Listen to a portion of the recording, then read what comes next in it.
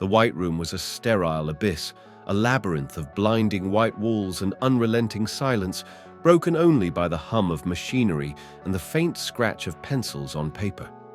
Its air was thick with the scent of antiseptic, a clinical chill that seeped into the bones. Ayanokoji Kiyotaka sat at a metal desk, his dark eyes fixed on a complex mathematical equation projected onto a screen, his fingers moving with mechanical precision. At 16, his frame was slight but wiry, honed by years of relentless training. The room was his world, its boundaries unyielding, its purpose singular, to forge the perfect human, a mind sharper than any blade, stripped of weakness, emotion, or doubt. The White Room wasn't just a facility, it was a crucible, designed by his father, Atsuomi Ayanokoji, to sculpt prodigies through isolation and rigor. Kiyotaka had never known anything else, no sunlight, no laughter, no fleeting moments of childhood. His days were a relentless cycle of tests, logic puzzles that twisted the mind, physical drills that pushed the body to collapse, and psychological experiments that probed the soul's edges. The other children, pale shadows in white uniforms, came and went, their faces blurring into oblivion as they broke under the pressure.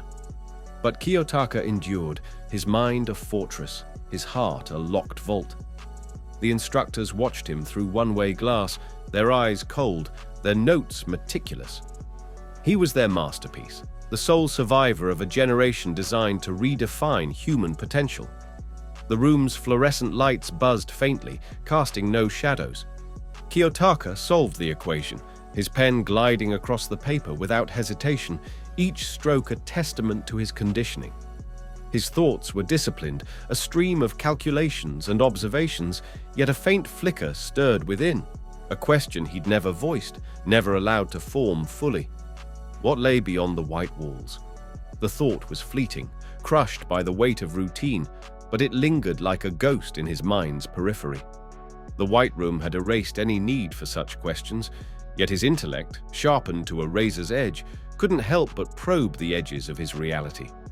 A new test began, the screen shifting to a strategic simulation, a virtual battlefield where he commanded faceless units against an unseen enemy. His fingers danced across a keyboard, deploying tactics with surgical precision, outmaneuvering the program's algorithms in minutes. The instructor's monitors flickered, recording every decision, every millisecond of reaction time. Kiyotaka's face remained impassive, but his mind churned, analyzing not just the simulation, but the system itself. The White Room's relentless pursuit of perfection, its cost measured in broken minds and discarded bodies. He was its triumph, yet he felt the weight of its design, a chain he couldn't see but could sense. A door hissed open, admitting a figure in a white coat, his father's silhouette unmistakable. Atsuomi's presence was rare, his visits a signal of escalation. Kiyotaka's eyes flicked to him, noting the faint tension in his father's posture, the way his hands clasped behind his back. The simulation paused, the screen freezing on a battlefield littered with virtual casualties. Atsuomi's gaze was a scalpel, dissecting his son's every micro-expression, searching for flaws that didn't exist. Kiyotaka met his eyes, his face a blank slate, his thoughts a locked vault. The White Room had taught him to conceal everything, even from its architect. The air grew heavier, the antiseptic scent sharper. Atsuomi gestured to a new device on the desk, a sleek headset, its wires glinting like veins. A psychological test, Kiyotaka deduced, designed to probe deeper than ever before. He donned the headset, its cold metal pressing against his temples, and the room dissolved into a virtual labyrinth. Shadows moved within, faceless figures whispering challenges, logic puzzles, moral dilemmas, scenarios designed to break his resolve. Kiyotaka navigated them with ease, his mind a machine, but the whispers grew louder, their words indistinct yet haunting. They spoke of freedom, of a world beyond, of choices unmade. He crushed the thoughts, solving the final puzzle with a keystroke, the headset humming as it recorded his neural patterns. The test ended, the room returning to its sterile clarity. Atsuomi's eyes lingered on the monitor, a faint curve to his lips, a rare sign of approval. Kiyotaka removed the headset, his fingers steady, his mind already analyzing the test's purpose. It wasn't just a challenge, it was a leash, tightening around his psyche, ensuring his loyalty to the White Room's vision. The flicker of curiosity stirred again, stronger now, a question that refused to die. What if he'd never been here? What if he'd been born to a different life? The thought was dangerous, a crack in the fortress, but he buried it, his face as unreadable as ever. The White Room's walls seemed to close in, their whiteness blinding, their silence deafening. Kiyotaka returned to his desk, the next test already loading on the screen. The spiral of his life continued, unbroken, unending, a cycle of perfection with no escape. Yet the ghost of that question lingered, a seed planted in the sterile soil of his mind, waiting for a chance to grow. The White Room's grip tightened as Kiyotaka's training intensified, the years blurring into a relentless march toward perfection. At 18, his body was a weapon, his mind a supercomputer, capable of dissecting any problem, predicting any outcome. The facility had evolved, its chambers expanding to include new technologies, virtual reality arenas, neural scanners, and AI-driven simulations that pushed his limits further. The other children were gone, their fates unspoken, leaving Kiyotaka alone in a world of white walls and cold machines. The instructors, faceless behind their clipboards, monitored his every move, their notes a litany of his flawless performance. Yet the flicker of curiosity from his youth had grown, a quiet rebellion against the system that defined him. Atsuomi's visits became more frequent, his presence a shadow over every test. He introduced new challenges, each designed to push Kiyotaka beyond human limits. One simulation placed him in a virtual city, tasked with manipulating its inhabitants to achieve a goal: control, survival, dominance. Kiyotaka's strategies were ruthless, his decisions calculated to exploit every weakness, his virtual pawns moving like pieces on a chessboard. The instructors watched, their monitors glowing with data, but Atsuomi's eyes sought something deeper, a sign of loyalty, of absolute submission to the White Room's purpose. Kiyotaka gave them nothing, his face a mask, his thoughts a fortress.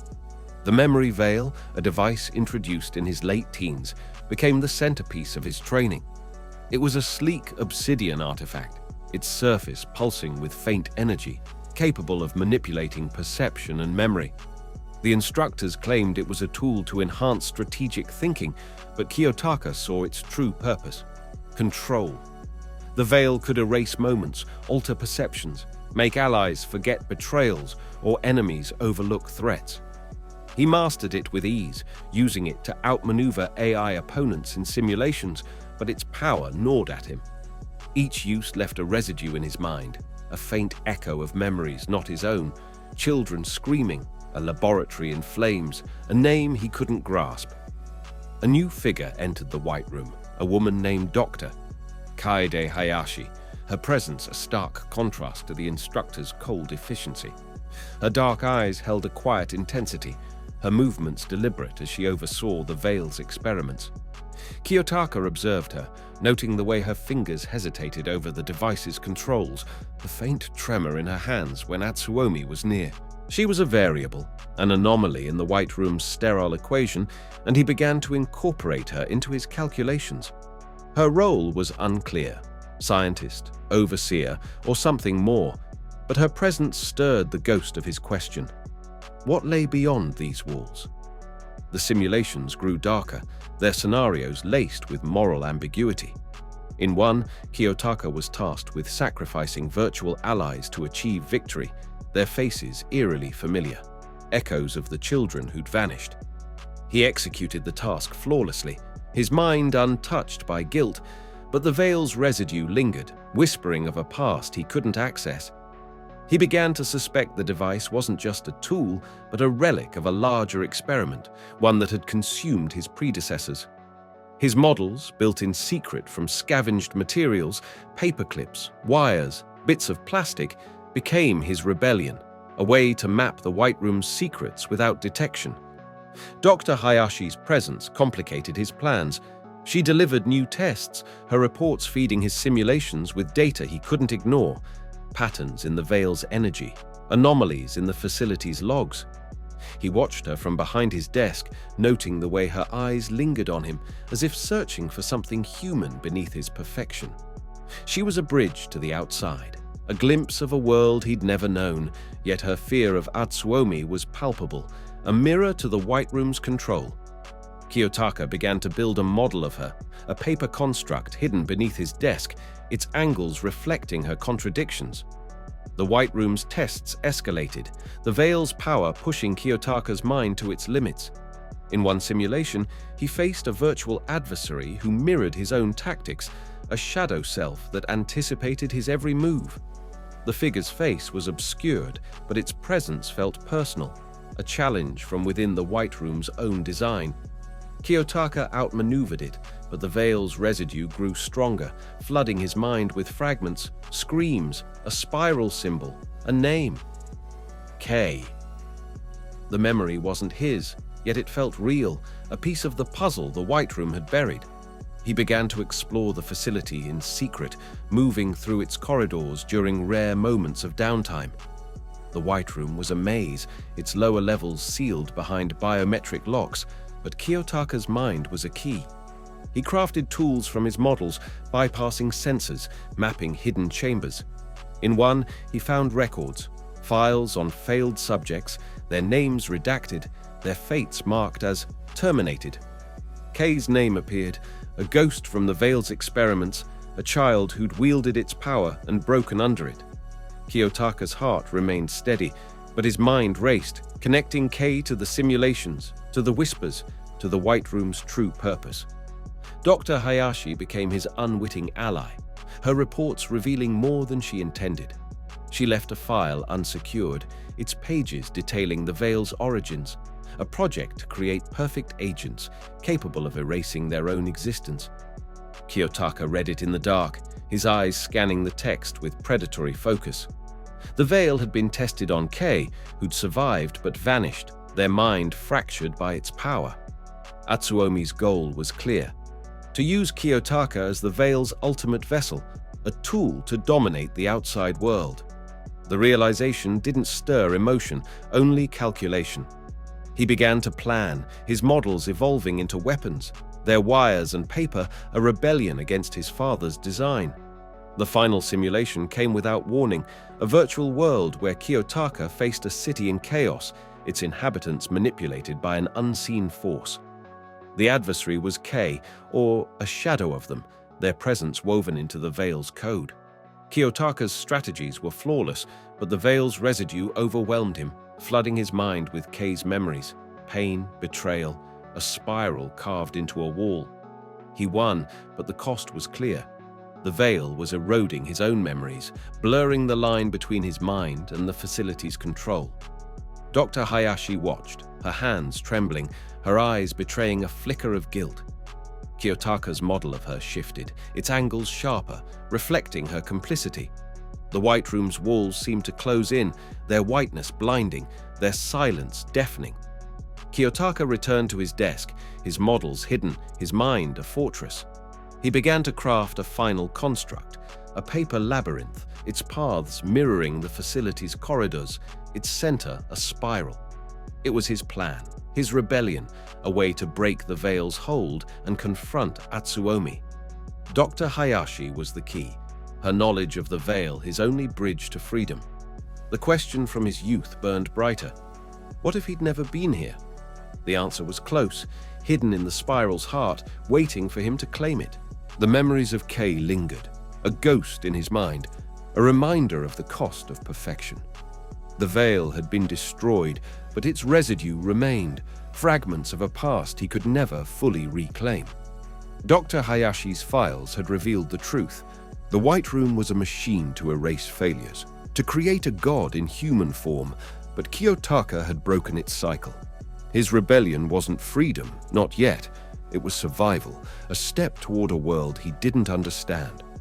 The outside loomed, a chaos of color and noise, its rules unknown. Kiyotaka's mind churned, mapping the possibilities, his models now mental constructs, their angles sharp with purpose. Dr. Hayashi offered a hand, her gesture hesitant, but he didn't take it. His eyes lingered on the horizon, the question answered but replaced by another. What was he without the White Room? The spiral was gone, but its echo remained, a reminder that some chains were forged within.